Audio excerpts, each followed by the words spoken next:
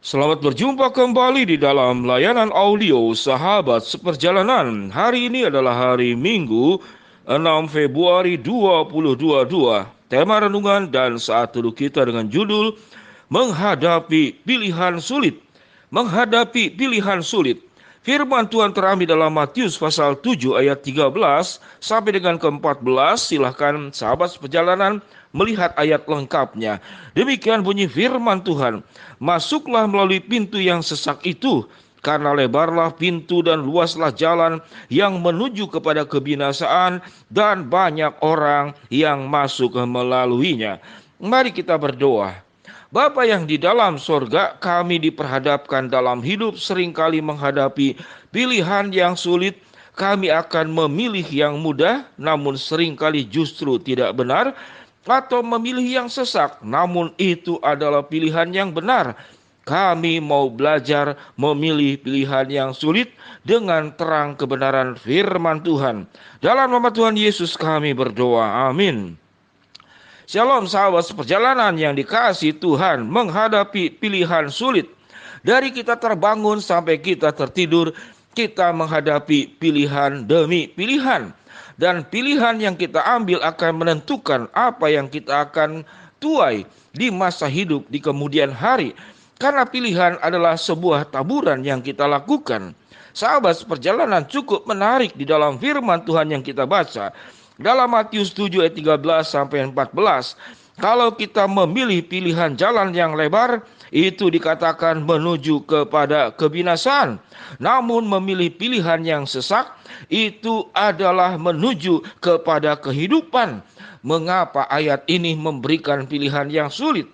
Kalau ada pilihan yang ketiga, maka kita akan mengambil pilihan yang ketiga, yaitu jalan yang lebar, jalan yang luas, jalan yang lancar, namun memberi kepada kehidupan. Kita ingin memilih yang menuju kepada kehidupan, namun Alkitab mencatat yang membawa kehidupan pintunya sesak, sementara yang membawa kepada kebinasaan pintunya lebar. Sangat wajar kalau tema renungan saat teduh kita dengan judul menghadapi pilihan yang sulit.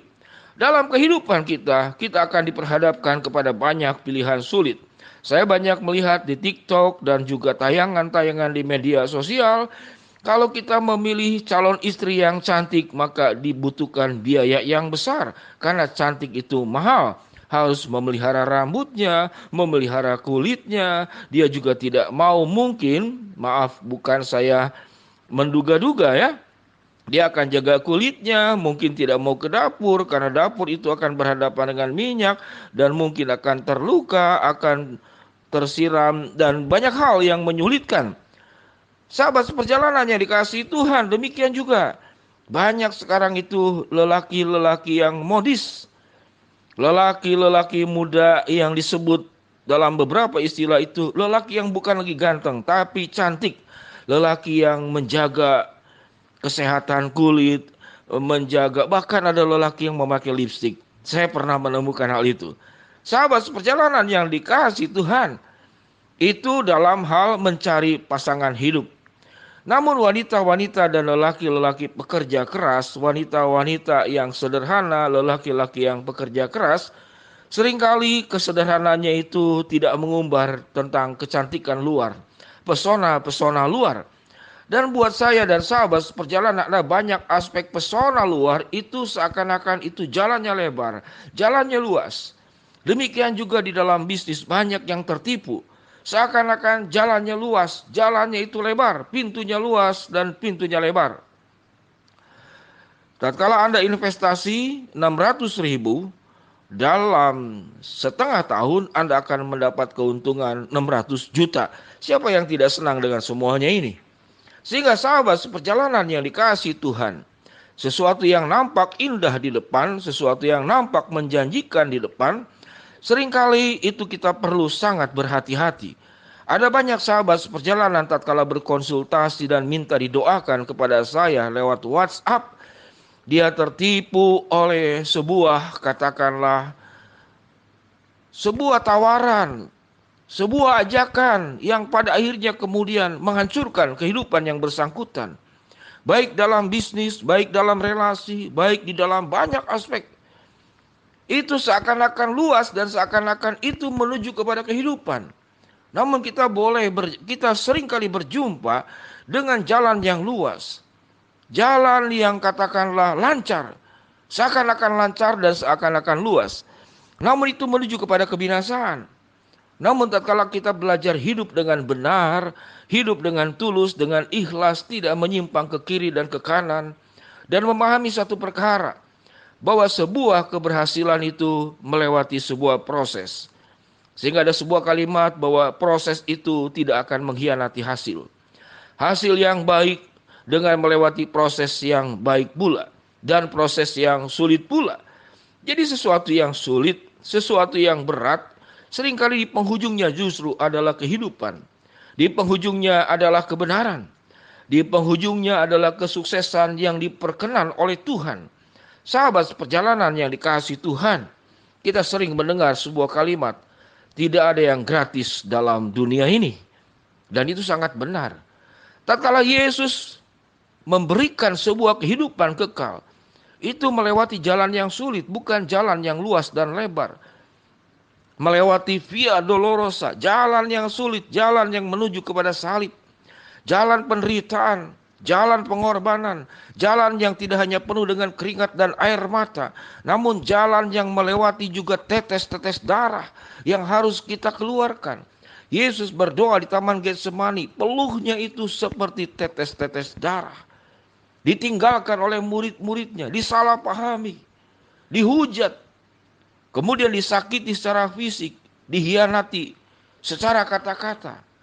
Sahabat seperjalanan yang dikasihi Tuhan, menghadapi pilihan yang sulit, mari kita belajar memikirkan sahabat seperjalanan, apa yang sedang dihadapi oleh sahabat seperjalanan, pengalaman yang pernah dilalui menghadapi pilihan yang sulit, lalu kita memilih jalan yang lebar dan luas, namun pada akhirnya membawa kebinasaan.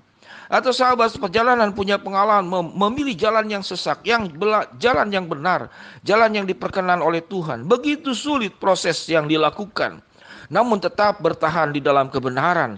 Dan akhirnya kita mendapatkan hasil, yaitu mendapatkan kehidupan.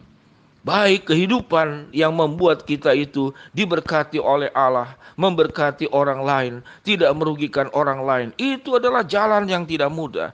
Mari sahabat seperjalanan, baik dalam kehidupan berumah tangga, kehidupan bagi anak-anak yang masih studi, yang masih kuliah, baru mulai bekerja, baru membina rumah tangga. Apakah pilihan kita di dalam menghadapi pilihan yang sulit? Kita akan memilih pilihan pintu yang lebar, jalan yang luas, namun menuju kepada kebinasaan. Atau kita memilih pintu yang membawa kehidupan, dan seringkali harus melewati jalan-jalan yang sesak, jalan-jalan yang sulit. Allah meminta kita, sahabat seperjalanan, hidup di dalam kebenarannya, hidup berjalan dengan kekuatan dan pertolongannya. Sekalipun sesak, sekalipun sulit, sekalipun melewati proses yang berat, Allah berjanji menyertai kita, menguatkan kita, memampukan kita melewati semuanya itu. Karena ada kehidupan, ada kesuksesan yang benar di hadapan Tuhan yang kita akan dapatkan. Sahabat seperjalanan, menghadapi pilihan yang sulit, pilihlah apa yang sesuai dengan kehendak Tuhan. Mari kita berdoa. Bapa yang di dalam surga, kami sudah belajar kebenaran firman Tuhan menghadapi pilihan yang sulit. Kami ingin melewati jalan yang sesulit apapun bersama dengan Tuhan, bersama dengan kebenaran Tuhan, dan menjalaninya juga dengan kebenaran dan juga dengan kesungguhan menjalankan firman Tuhan. Hamba-Mu berdoa buat sahabat seperjalanan yang sakit, Tuhan jamah sembuhkan. Yang sedang menghadapi masalah, Tuhan bukakan jalan. Yang sedang berdoa mengharapkan sesuatu, Tuhan akan kabulkan sesuai dengan waktu, rencana, dan kehendak-Mu. Di dalam nama Tuhan Yesus kami berdoa. Amin. Shalom sahabat seperjalanan yang dikasihi Tuhan. Tuhan memberkati kita semua. Amin.